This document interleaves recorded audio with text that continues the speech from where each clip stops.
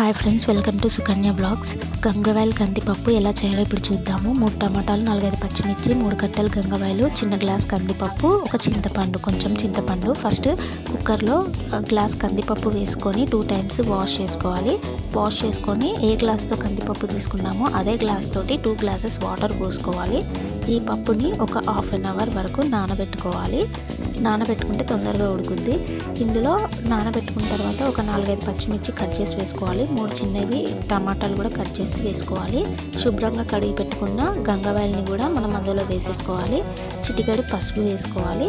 ఇప్పుడు 3 విజిల్స్ వచ్చే వరకు ఉడకనివ్వాలి. 3 విజిల్స్ వచ్చే వరకు ఉడకనిచ్చిన తర్వాత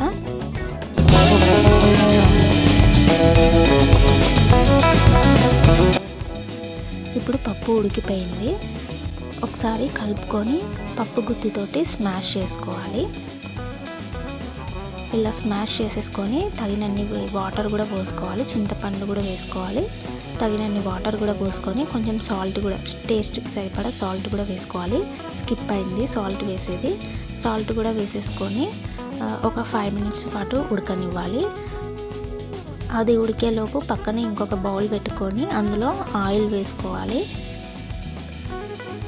తాలింపు కోసము ఇది ఆయిల్ వేసుకొని, ఆయిల్ హీట్ అయ్యాక కొంచెం ఆవాలు, జీలకర్ర, అలాగే మినప్పప్పు, శనగపప్పు వేసుకొని ఇవి వేగనివ్వాలి. తర్వాత వెల్లుల్లి కూడా వేసుకోవాలి. వెల్లుల్లి, ఎండుమిర్చి, కొంచెం కరివేపాకు ఉంటే కరివేపాకు కూడా వేసుకోవాలి.